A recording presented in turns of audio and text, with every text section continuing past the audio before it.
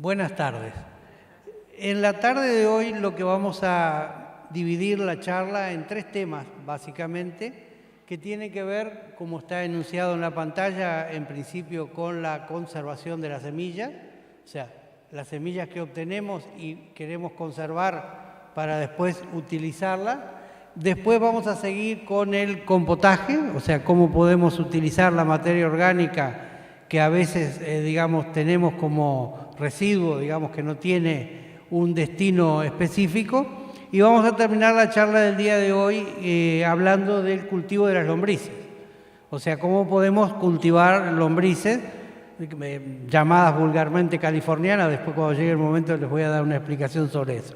O sea que los temas van a ser variados, vamos a tocar las grandes generalidades. Lo que les pido es que las consultas o las dudas que les puedan surgir, las dejamos todas para el final, ¿correcto? Así no hacemos la charla más continua. Primero lo que les quiero mostrar es este, digamos, trabajo que es fruto de algunos compañeros que lo hicieron hace unos 15, 20 días acá mismo. Muchos de ustedes lo vieron hacer. Y yo les quiero mostrar, digamos, cuál es el resultado que da, digamos, trabajando con este sistema. O sea, estas plantas que ven acá, estas son plantas de morrón, estas son plantas de perejil y estos son plantines de lechuga, fueron introducidos las semillas aquí adentro hace aproximadamente unos 20 días, ¿correcto? 20 días a un mes máximo. Se les puso agua el primer día. Y desde ese día hasta el día de hoy no se les ha agregado absolutamente nada de agua. ¿Por qué? Porque este sistema, esto se adquiere en plaza obviamente, pero se puede utilizar cualquier recipiente que permita, digamos, la misma propiedad de contener la temperatura y la humedad. Lo que hace este sistema es, al estar cerrado, la pobre lechuga me quedó. Ahí va. No te preocupes porque siempre va a pasar porque ya es tan grande. ¿Qué es lo que hace este sistema? Como alguno otro que utilizamos en algún momento, el de las recipientes, los bidones. Aquí adentro conserva, digamos, más humedad y temperatura que si estuviera abierto, lo cual permite que las plantas se desarrollen mucho más rápido. Y a su vez es mucho más eficiente el uso del agua. ¿Por qué?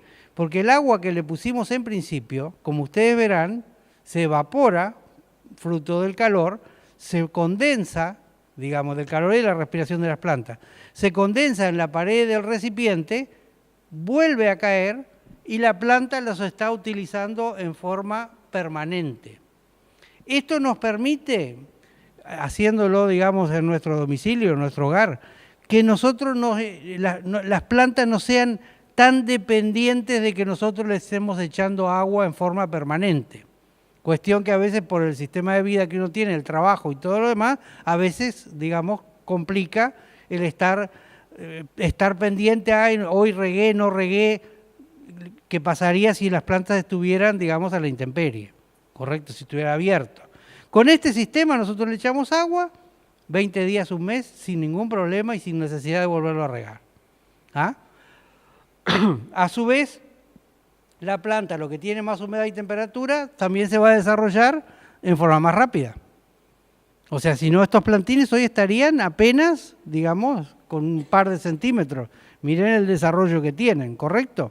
O sea, siempre es aconsejable cuando vamos a trabajar en huertas urbanas, utilizar este tipo de recipiente, digamos, que nos permite mucha facilidad. Y la otra facilidad que también es muy importante, esto es absolutamente higiénico, porque estas plantines están puestos en una bandeja que tiene orificios, que a su vez recoge el exceso de agua en otra bandeja que está cerrada. Por lo cual, la podemos tener arriba de una mesada, en cualquier lugar, digamos, del domicilio, sin el riesgo que el escurrimiento, digamos, del agua en exceso de la tierra manche cualquier superficie en la cual estuviera puesta.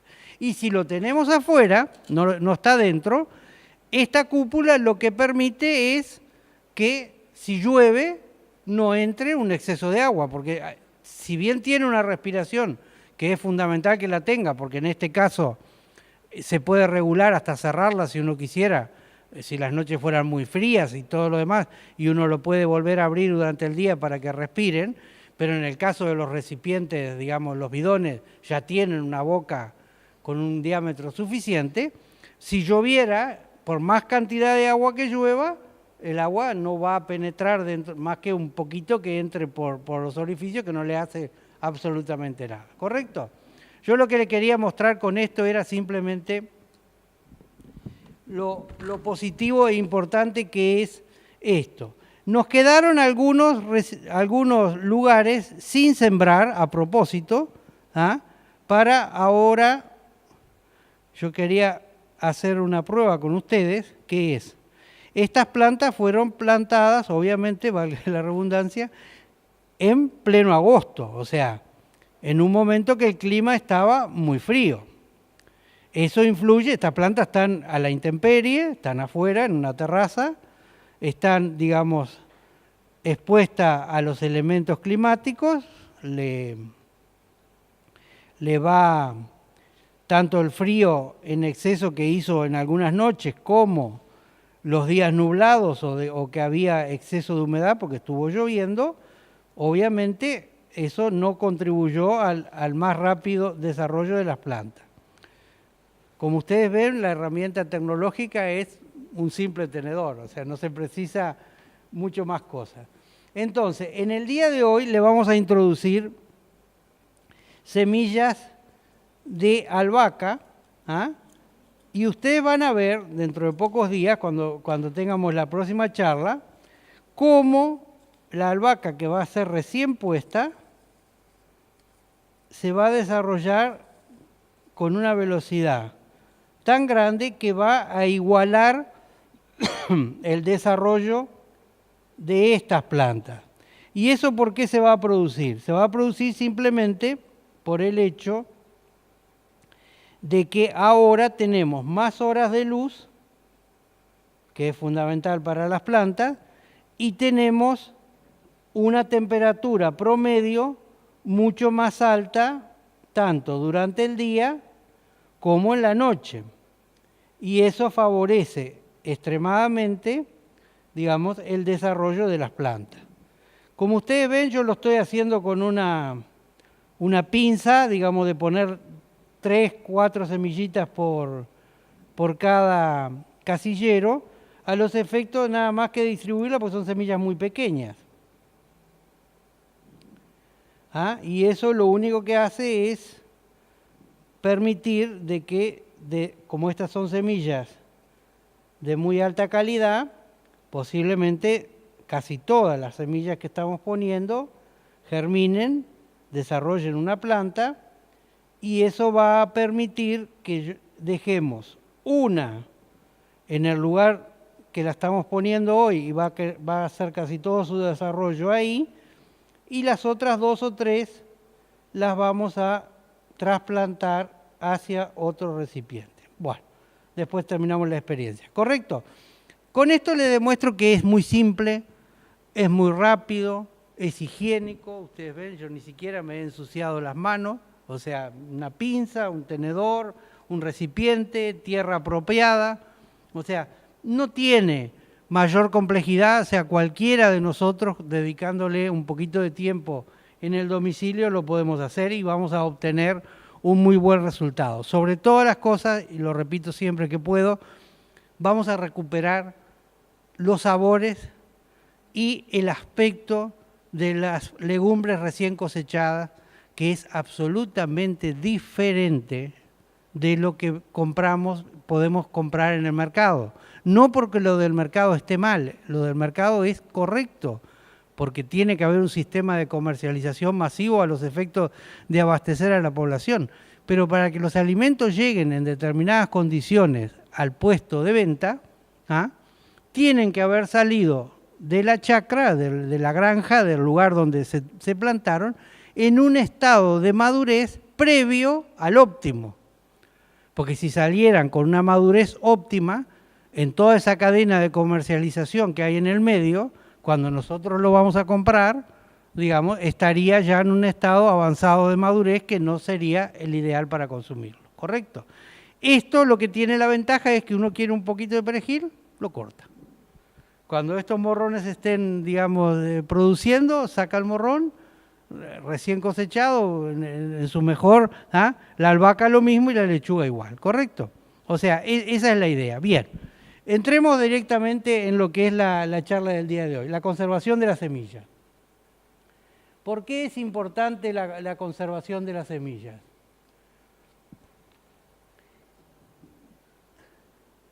Porque, digamos, nosotros normalmente cuando vamos a armar un huerto, digamos, a nivel domiciliario, a nivel, digamos, urbano, tendemos a ir a comprar las semillas.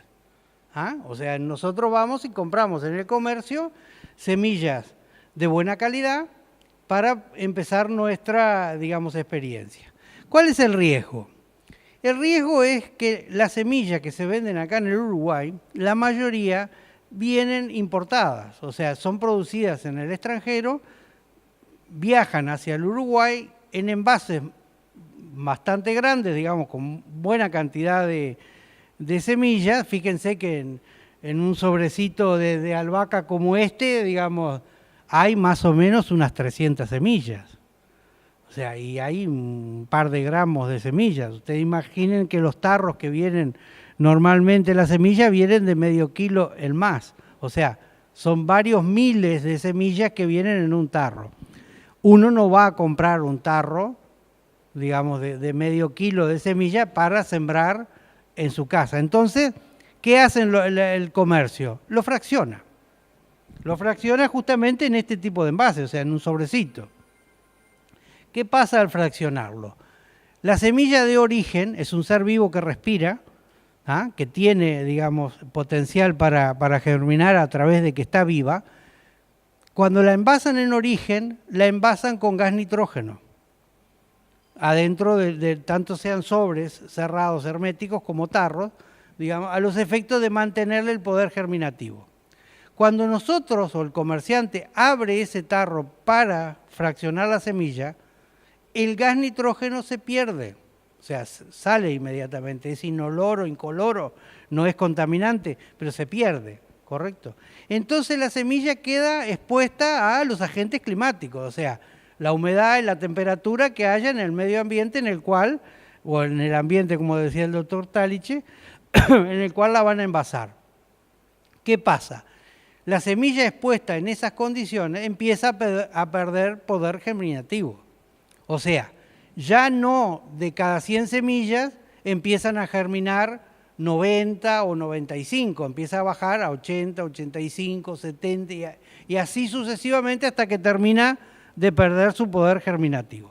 Por eso es importante, cuando ustedes quieren iniciar una experiencia y no tener un fracaso, que se fijen en los sobres, digamos, las fechas de vencimiento. ¿Ah? Que eso es un indicativo, digamos, de que si está muy, muy próxima a la fecha de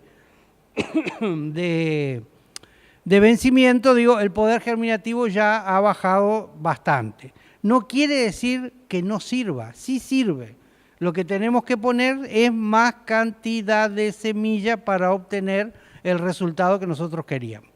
¿Ah? En ese caso, en vez de poner, como yo puse acá, 3, 4 semillas en cada casillero, tendría que estar poniendo 6 o 7 para obtener 3 o 4 plantas, ¿correcto?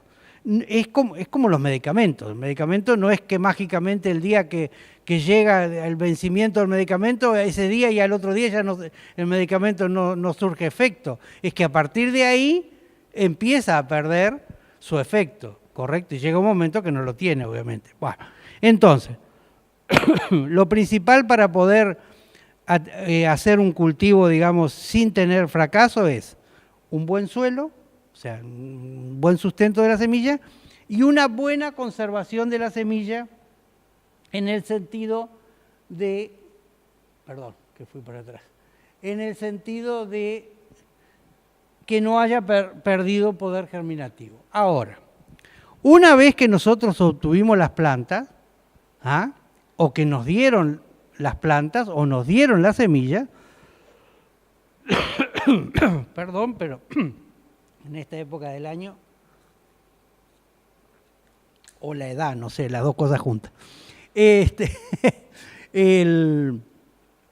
Una vez que nosotros tenemos la semilla, si el resultado fue bueno, lo que nosotros tendemos a hacer es conservar semillas para plantarlas el año siguiente. Entonces, para ahí tenemos que proceder de alguna forma.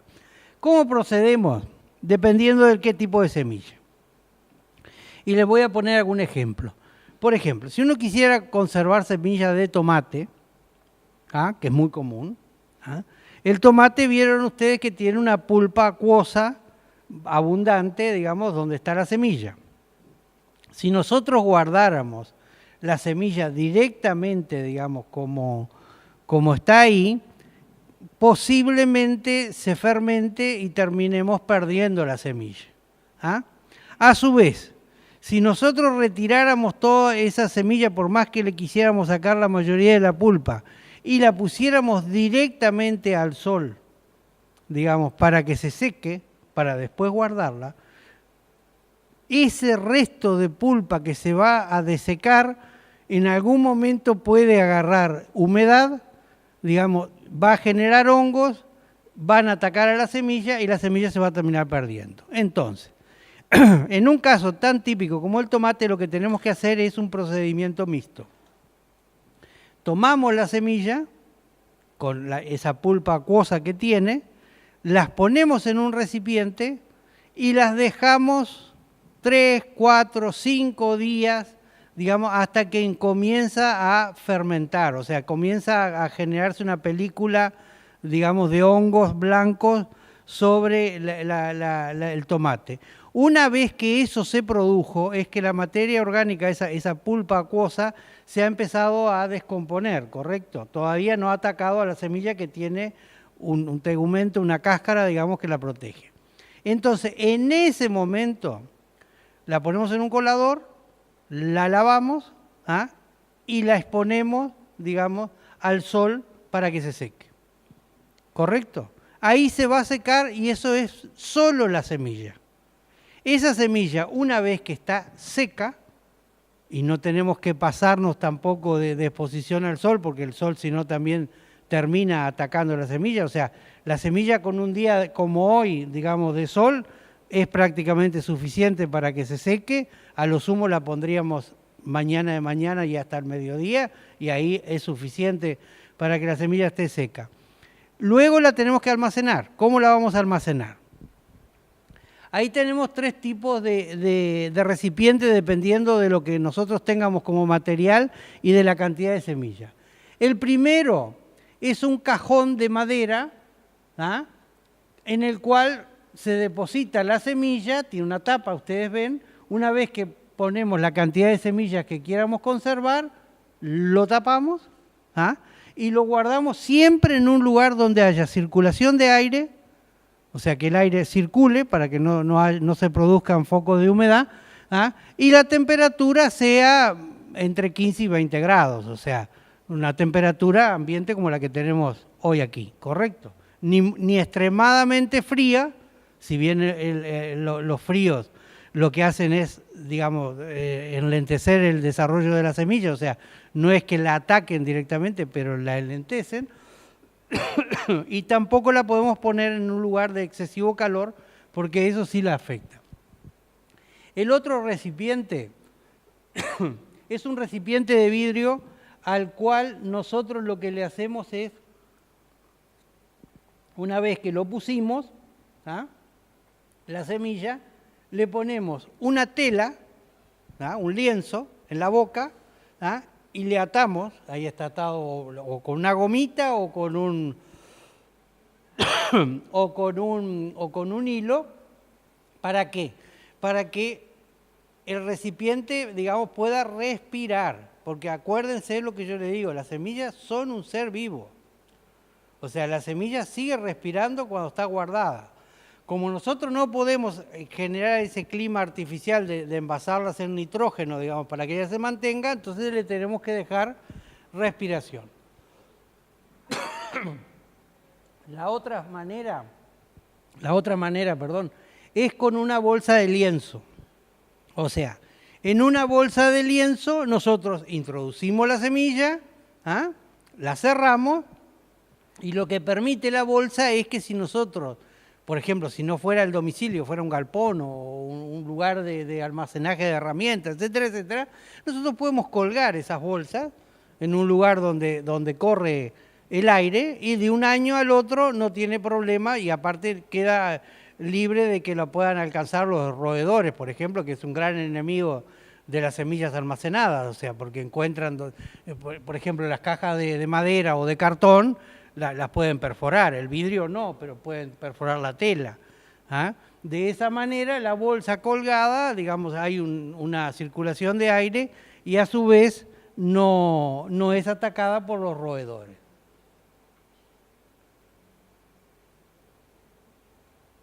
Bueno, acá vamos a hablar rápidamente de lo que es una semilla. O sea, semilla se le dice a casi todo aquello que produce, digamos, posteriormente una planta. Y no necesariamente todas son semillas. O sea, semilla es esto, ¿ah? Que es fruto de la polinización de la flor, ¿ah? Masculino, femenino, que después, digamos, termina secándose la flor y termina produciendo, digamos, una semilla que tiene toda la información genética necesaria como para desarrollar otra planta. Las papas, por ejemplo, acá en el Uruguay, se reproducen a través de otro tubérculo, o sea, de otra papa. Y nosotros normalmente en el campo, en el lugar donde se trabaja con eso, le decimos semilla de papa. No es una semilla. O sea, en origen la papa da semilla. O sea, en el origen, en el altiplano, digamos, la papa semilla como esto. Y es una semilla chiquitita, digamos, que se puede volver a plantar. Pero también permite, digamos, que se reproduzca, digamos, a través del resultado de la planta, que es el tubérculo, la papa, que tiene unos determinados ojos, que son unos brotes, que si nosotros quisiéramos reproducir esa planta, lo que podemos hacer es cortar la papa, ¿ah? En tantos pedazos como ojos tenga, y cada ojito de esos nos va a producir una planta, ¿correcto? Lo que tiene que la papa acá en el Uruguay, no la podemos normalmente, muy difícil, conservarla de un año para el otro. ¿Ah? O sea, las papas que nosotros queremos cultivar, necesariamente las tenemos que obtener, digamos, nuevamente en el comercio y ahí podemos reproducirla, ¿correcto? Pero el resultado es espectacular, porque de una planta de papa normalmente acá en el Uruguay puede dar hasta 4 o 5 kilos de papa por cada planta. Ah, o sea que en un terreno fértil de buen drenaje y de buena soltura, buena cantidad de materia orgánica, digamos, la producción de papa es muy importante. El boñato, por ejemplo. El boñato es muy fácil de reproducir. Uno lo que tiene que hacer es almacenar los boñatos más chicos del año anterior, ¿ah? Los estratifica, digamos, poniéndolos en una capa de arena. O sea, si uno tuviera una caja, por ejemplo, pone una capa de arena, una capa de boñatos, una capa de arena, una capa de boñatos. Eso hace que el boñato quede, digamos, aletargado, o sea, no va a brotar inmediatamente. Por el mes de septiembre, octubre, agarramos esos boñatos, los introducimos en la tierra, ¿ah? A una profundidad de unos 6-7 centímetros, puestos horizontales, y de ahí van a salir, digamos, los primeros brotes, ¿ah? Que son muy abundantes por cada uno de los boñatos. Después, en el mes de marzo, por ahí aproximadamente, en el norte un poquito antes, acá, digamos, un poquito antes acá quizás también, en diciembre, enero, lo que se hace es tomar los plantines, digamos, y ponerlos a distancia de 30 a 40 centímetros uno de otro en un cantero. Cada plantín de eso va a desarrollar varios, digamos, raíces que son los futuros boñatos o batatas, ¿correcto? Que es una raíz, pero nosotros le seguimos diciendo semilla. Los dientes de ajo. El ajo se reproduce acá en el Uruguay, básicamente, a través de multiplicar las cabezas de ajo. O sea, cada diente de ajo es potencialmente una futura planta que va a dar una futura cabeza de ajo. ¿Correcto? En origen, el ajo en Asia, el ajo se reproduce por semilla. También produce semilla. ¿Ah? Y se planta por semilla. Acá, por el clima, no tenemos más remedio que... Entonces, lo que podemos hacer con los ajos es... Permítame volver para atrás. Ahí está. Lo que nosotros podemos hacer con los ajos, aparte de ser las tradicionales riestas, digamos, que se cuelgan, ¿ah? Nosotros los ajos los podemos conservar o en las bolsas de paño o en cajones, digamos, de un año para el otro, y cuando llega la época de siembra, que es más o menos en esta época del año, agarramos las cabezas de ajo, las desgranamos y ponemos un diente de ajo, digamos, por cada planta que queremos sacar, a una distancia más o menos de unos 10-15 centímetros entre plantas y a una profundidad de aproximadamente unos 7-8 centímetros de profundidad. ¿Ah? Y lo de la profundidad de las semillas tiene algo que ver, que yo se los he dicho varias veces, que tiene que ver con el poder germinativo de una semilla. Ustedes imaginen que esta semilla de albahaca que yo utilicé hoy, digamos, para hacer acá de ejemplo, mide apenas un milímetro y algo de diámetro. Si yo la introdujera hasta el fondo de este recipiente, ella va a germinar, pero yo no la voy a ver el resultado porque la energía que tiene acumulada en esta pequeña semilla no le es suficiente para poder emerger, digamos, y desarrollar las primeras hojas. Por lo cual, si yo la pusiera al revés, simplemente en la superficie y la dejara, posiblemente los rayos del sol, los pájaros, etcétera, etcétera, el propio aire que circula estos días, la seque, digamos, la estropee, la deteriore y la semilla termine no germinando. Entonces, ¿cuál es la profundidad ideal para poner una semilla? Es 2 veces y media el diámetro mayor de la semilla. Ergo, esta semilla de albahaca la pongo acá, como me vieron hacerlo con la pinza, apenas la introduzco, la dejo sobre la superficie con una capita que está cubierta. Si estuviera poniendo semilla de zapallo, que mide, digamos, 1,5 centímetros más o menos, tendría que estarla introduciendo en un recipiente que tuviera por lo menos 3,5, 4 centímetros de profundidad.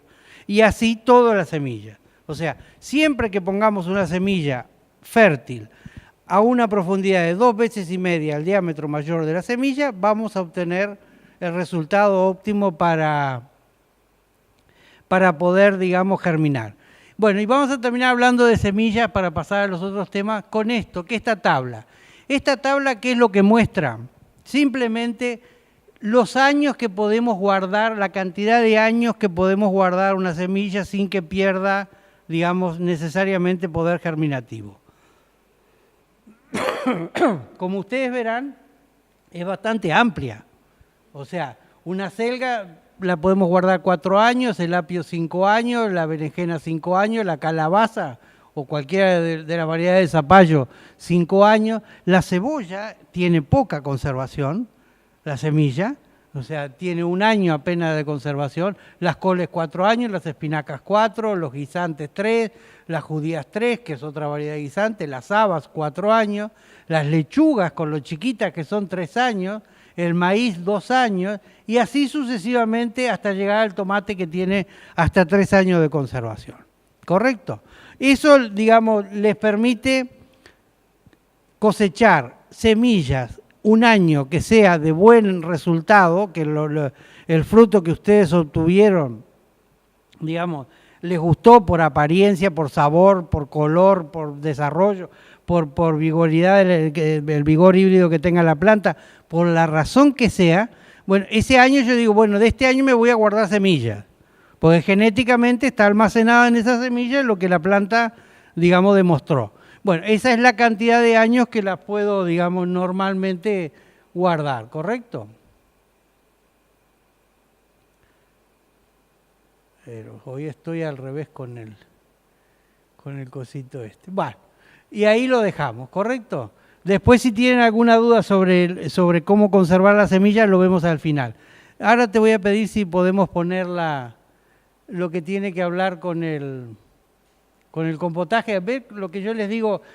Una cosa que está ahí que me olvidé de decirle y es bueno que ustedes lo hagan.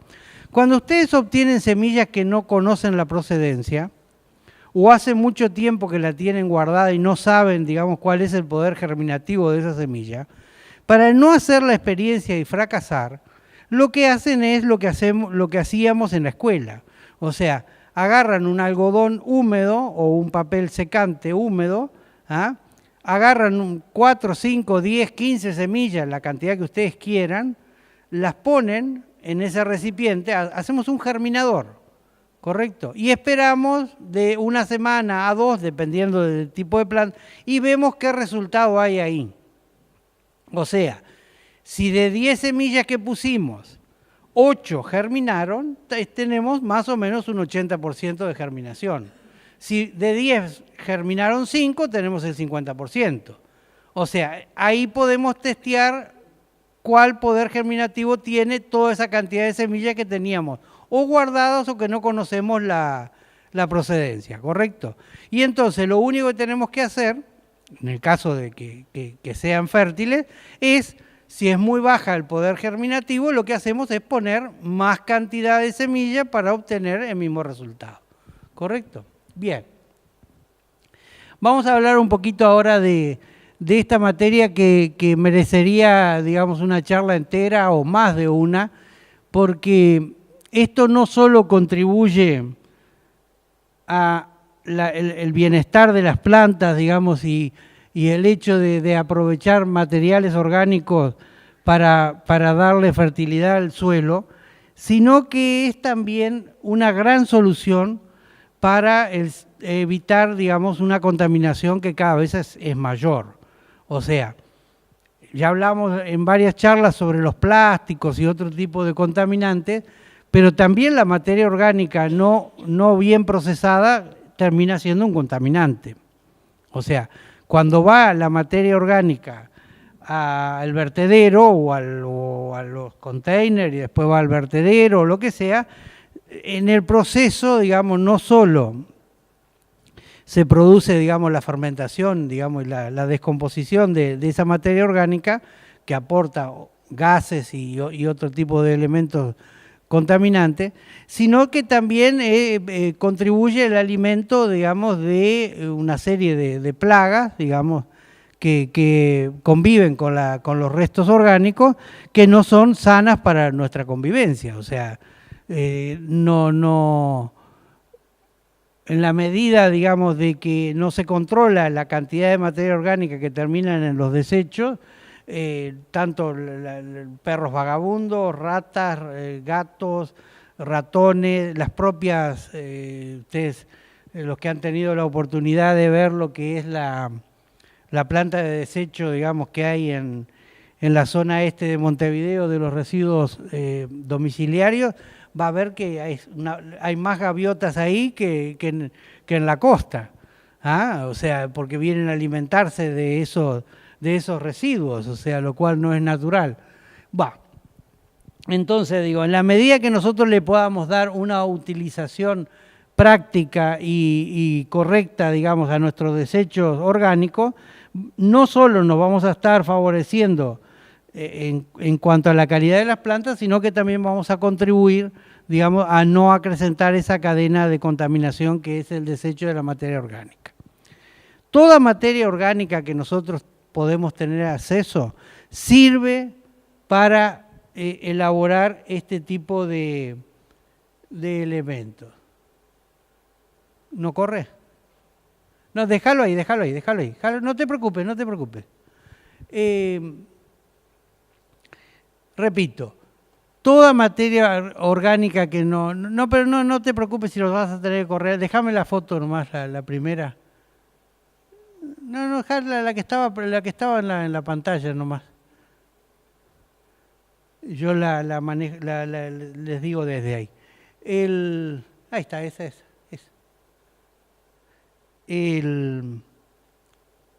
Ahí está.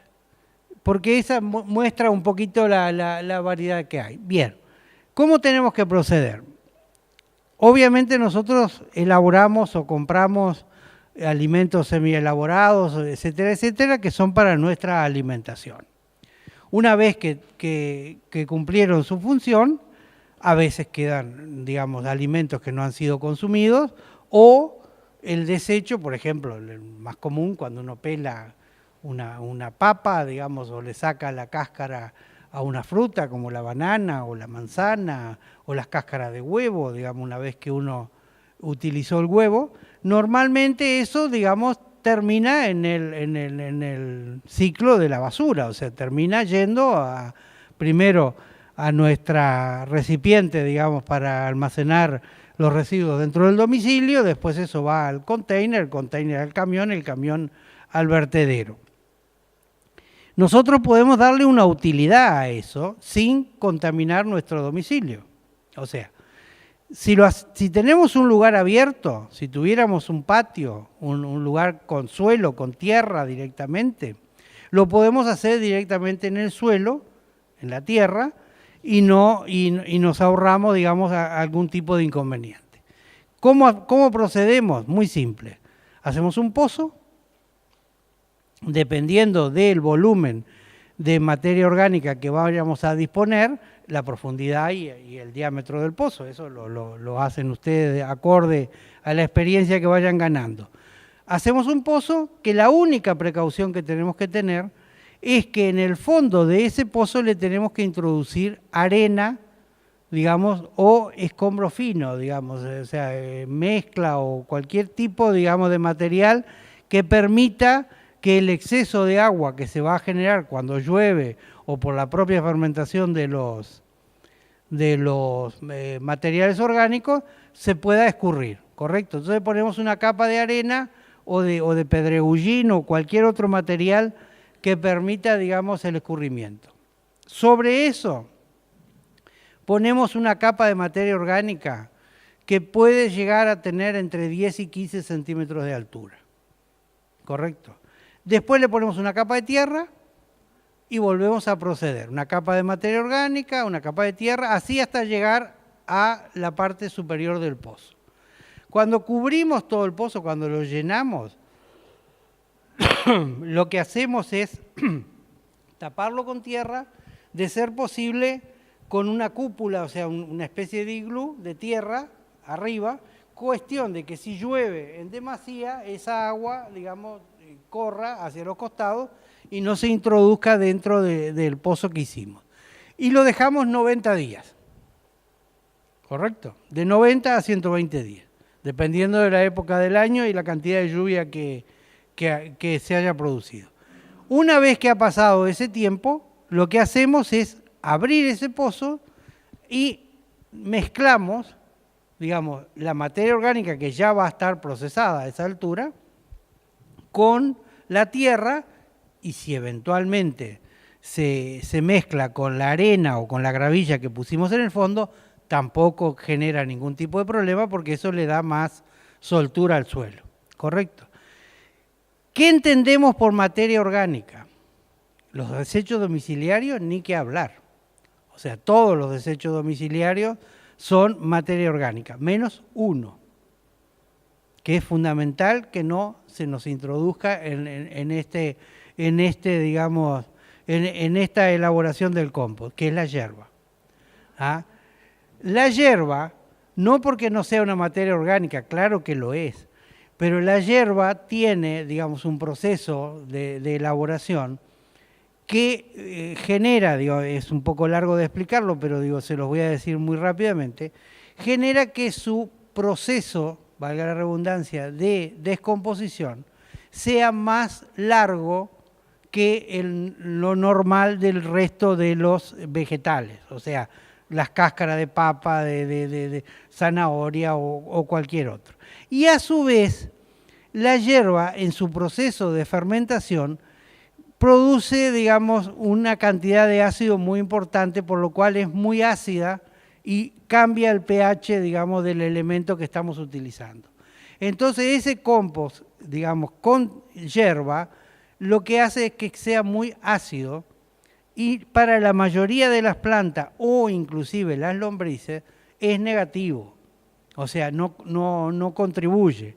La hierba, en caso de quererla utilizar como compost, lo que tenemos que hacer es el mismo sistema, pero solo para la hierba, ¿ah? Poniéndola y dejarla de 6 a 8 meses para que ella cumpla todo el proceso. Ahí sí, ella se va a descomponer y se va, digamos, a poner en un estado que es aprovechable. O sea, podemos utilizar todo, la borra del café, la hoja de té, todo lo podemos utilizar menos la hierba.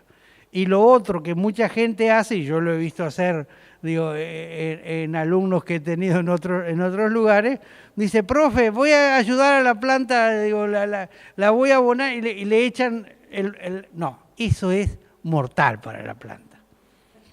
O sea, hierba y cigarrillo para las plantas es mortal. ¿Ah? O sea, no hay que ponerle hierba a las plantas.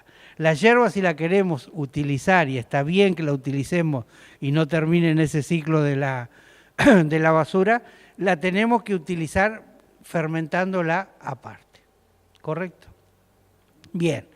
Pero pongamos que no tenemos un lugar abierto con tierra, digamos, donde podamos hacer nuestro compost y podemos hacer tantos pozos como desechos tengamos, o sea, llenamos lo dejamos y podemos abrir otro al costado y así sucesivamente. También los restos de poda, de pasto, de hojas secas, cuando barremos el patio, todo eso contribuye, digamos, todo eso es materia orgánica. Determinadas prendas, digamos, que uno no tiene mucha idea, pero hay que mirar a veces la grifa. Prendas que son 100% de algodón, ¿ah? Cuando uno las desecha, cuando ya digamos, ya no cumplen su función, eso es degradable, o sea, el algodón es una materia prima fruto de una planta que se descompone. O sea, si nosotros lo incorporamos, se descompone. El yute, o sea, la alpillera que se utilizaba antiguamente y todavía se le da algún tipo de utilidad, la alpillera es fruto de una fibra, digamos, tejida, o sea, es fibra pura. La lana, o sea, la lana sin sintético, o sea, la lana, lo que es 100% lana. Todo eso se puede incorporar como materia orgánica y se va a descomponer junto con los vegetales y se va a poder utilizar, digamos, para el compost. Pero vayamos rápidamente por una cuestión de horario. Si uno no tiene un lugar donde hacerlo, lo podemos hacer en un recipiente cerrado, a los efectos de que los líquidos que produce normalmente la fermentación de los vegetales no contaminen, digamos, el suelo, el patio, manchen, o el gas que produce también la fermentación, los olores, no contaminen, ¿correcto? Entonces podemos agarrar un recipiente, cualquiera, el que ustedes imaginen, pero imaginen, por ejemplo, los comunes tarros de 20 litros de pintura que tienen tapa, etcétera, etcétera. Hacemos el mismo capado, digamos, dentro del recipiente y lo dejamos en un lugar. De preferencia que no le dé el sol directamente, ¿correcto? Porque si no, puede producir demasiado calor dentro. Por eso, a eso me iba a referir. ¿Qué pasa? Eso va a producir lo que tú me preguntabas, o sea, va a producir un líquido, por lo general espeso, de un color negro intenso y va a emanar unos olores, digo, bastante fuertes o molestos por lo menos. ¿Qué pasa? Si nosotros le hiciéramos drenaje, que se lo podemos hacer si tuviéramos un lugar donde lo ponemos y ese líquido que drena va directamente al suelo o a un sistema de drenaje que no manche, porque eso mancha, digamos, la mampostería, piso, sea cerámica, hormigón, baldosa o lo que sea, o madera, si lo queremos poner en un lugar que no tenemos, porque nuestro domicilio no tiene ninguno de esos lugares, tenemos un patio o simplemente no tenemos patio, tenemos un balcón o nada, o la cocina, ¿qué hacemos? Lo dejamos adentro de ese tarro, vamos poniendo las capas, como le dije, y vamos a tener que tomarnos dos trabajos.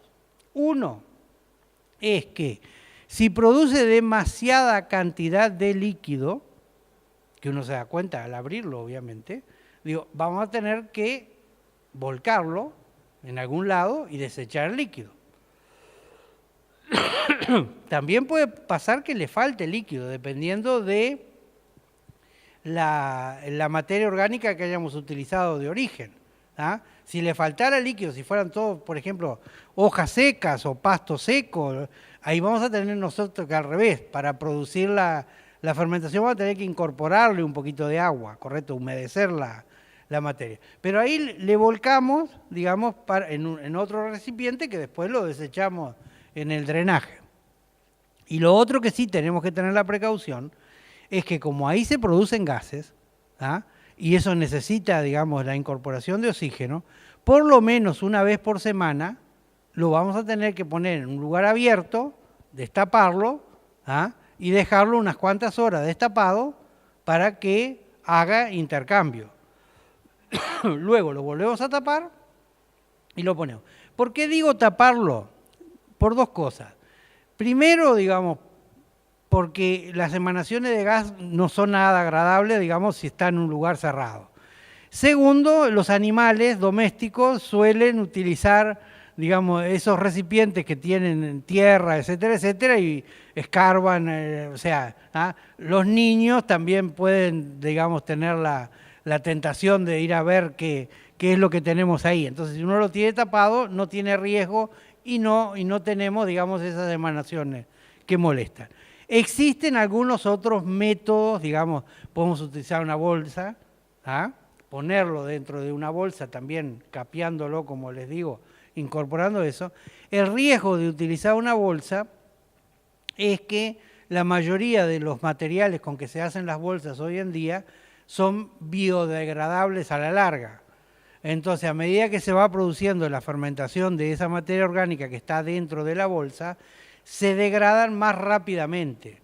Entonces, podemos tener el riesgo de que la bolsa se rompa, digamos, tenga pérdida, entonces ese líquido empieza, digamos, a perderse, ¿correcto?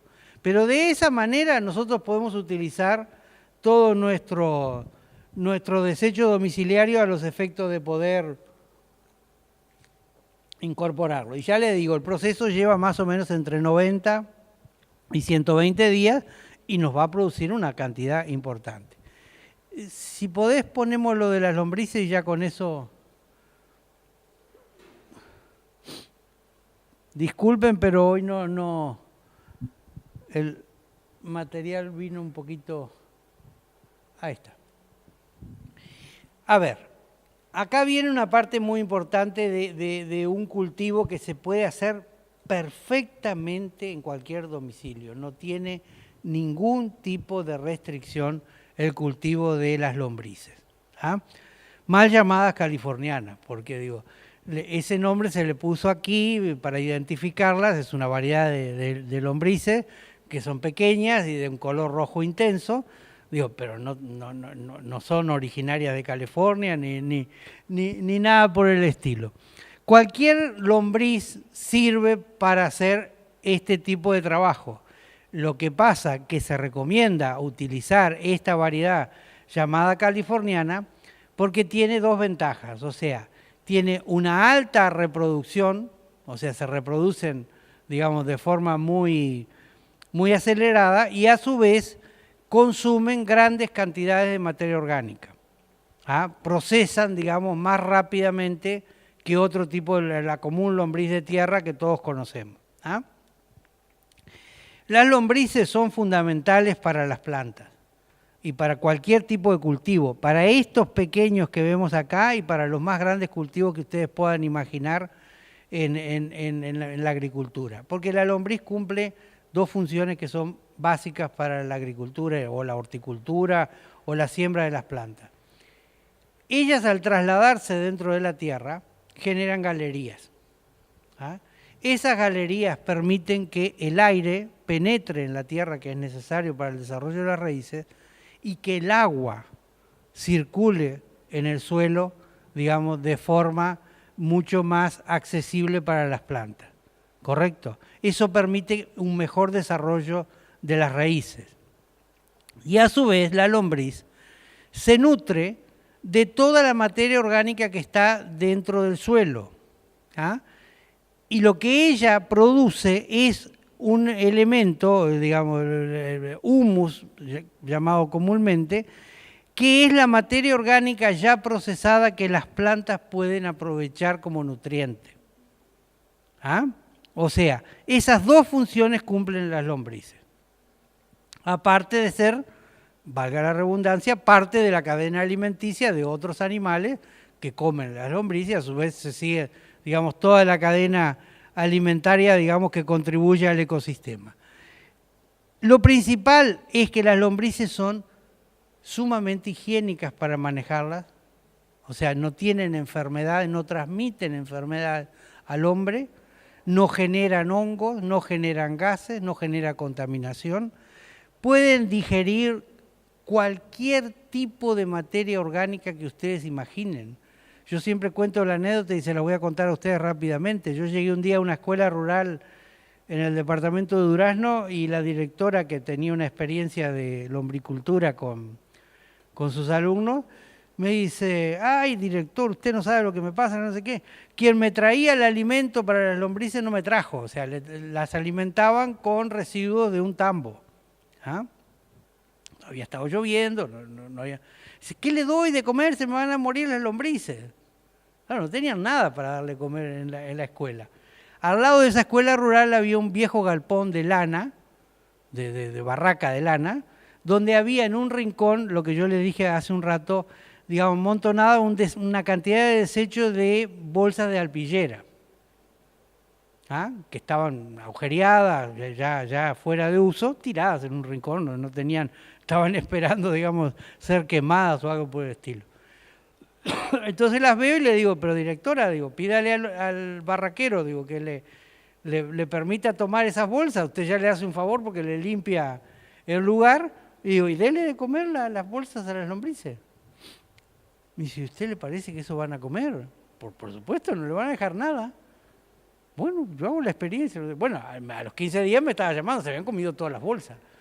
Claro, pues se comen, todo lo que es materia orgánica, eso es fibra vegetal.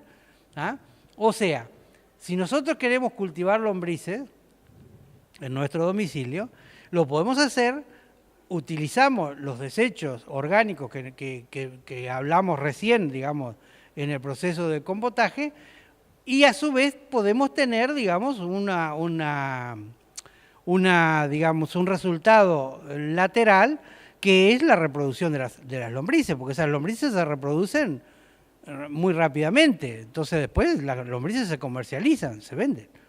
¿Qué es lo que tenemos que tener en un domicilio? Bien, primero un recipiente que tenga, digamos, por lo menos de 15 a 20 centímetros de profundidad, que sea cerrado a los efectos de que las lombrices no se nos escapen. O sea, porque si lo hacemos directamente en el suelo, las lombrices empiezan a hacer sus galerías y se van, ¿correcto? Si lo hacemos en el suelo, en un lugar, el suelo tiene que ser cerrado, o sea, o le ponemos nylon, o le ponemos una chapa, o le ponemos hormigón, o le ponemos lo que sea en el piso, Portland, a los efectos de que las lombrices no se nos vayan, ¿correcto? Las paredes pueden ser de cualquier material, pueden ser también de madera, pero ¿qué pasa? La madera, si no es una buena madera y no está tratada, en el contacto permanente con el suelo húmedo, la madera se termina, digamos, deteriorando. Pero también puede ser madera. ¿Qué cantidad de lombrices más o menos se precisan para hacer un buen desarrollo en principio?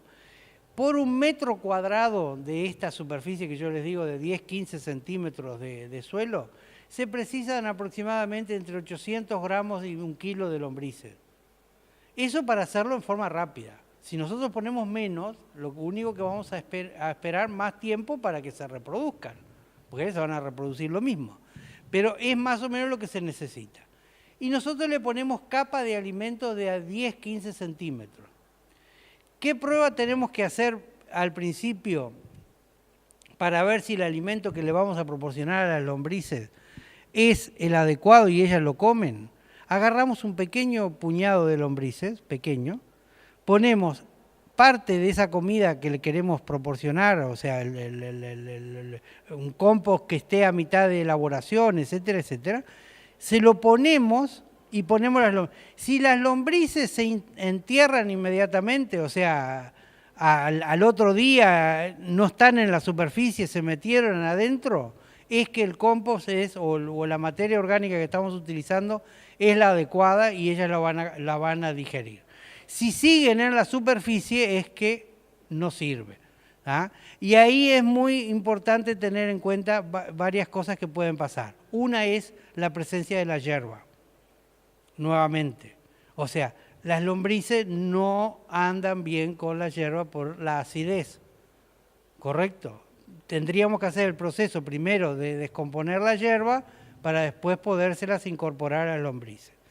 Lo otro, que han fracasado varios criaderos grandes, digamos, cuando lo hacen en forma, digamos, de utilizar los restos orgánicos de gallinas, cerdos o vacas, o sea, tambos, es que a veces, la mayoría de las veces, esos animales están tratados, digamos, con productos para los parásitos. O sea, para limpiarlo de parásitos al intestino de los animales, sean gallinas, cerdos o vacas. Los restos de ese producto van en las heces. Entonces, cuando nosotros se lo ponemos a las lombrices terminan muriendo. ¿Correcto? Entonces, tenemos que buscar siempre elementos que estén libres de contaminantes. Si usamos eso, las ponemos en un lugar más o menos también parecido a las semillas, entre 15 y 20 grados de temperatura normal, un poquito más ellas toleran, digamos, hasta cerca de los 30 y pico de grados toleran, no toleran mucho el frío, o sea, no puede ser un lugar extremadamente frío, ellas van a andar bárbaros y ya les digo, no producen ningún tipo de enfermedad. Lo otro que tenemos que cuidar es que las lombrices no son amigas de la luz solar. O sea, los rayos ultravioleta muy fuertes, sobre todo en la época que está por venir, terminan matando las lombrices. O sea que si nosotros las tenemos en cualquier lugar, tiene que ser un lugar sombreado, en un lugar donde el sol, ellas no precisan, digamos, luz solar.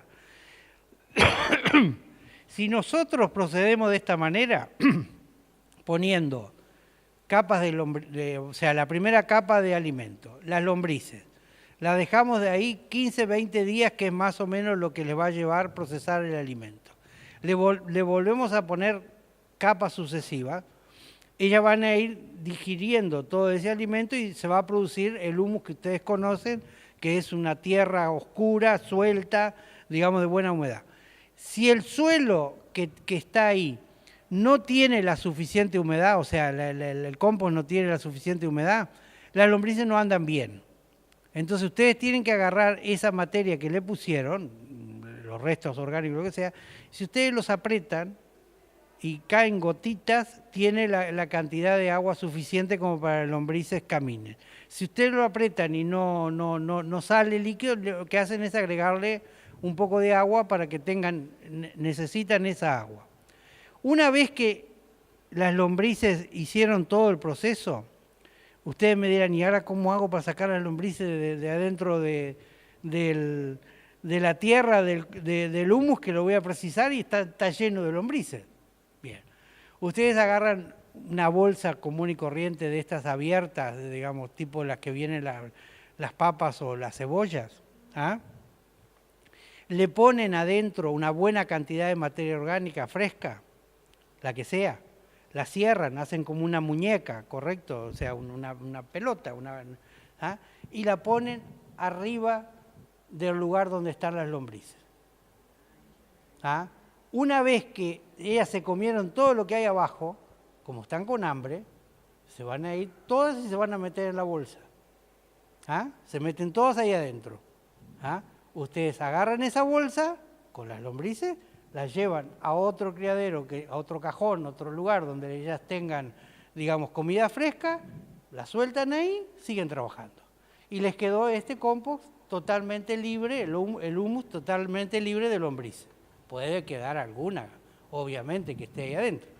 Después lo que hacen, si quieren perfeccionar más el sistema, agarran una zaranda abierta, o sea, una malla de alambre abierta, y la pasan como si fuera por una especie de cernidor, a los efectos de retirar cualquier piedrita o resto, digamos, de palitos o lo que sea que no se haya utilizado.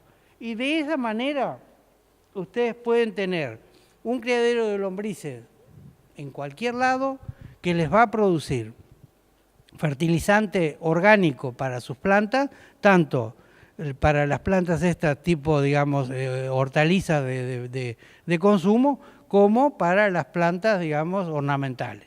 Y a su vez, como lateral, porque ya se reproducen, en un momento dado van a tener tanta cantidad de lombrices que perfectamente las pueden, digamos, comercializar o donarlas o dárselas a alguien que quiera seguir haciendo la experiencia.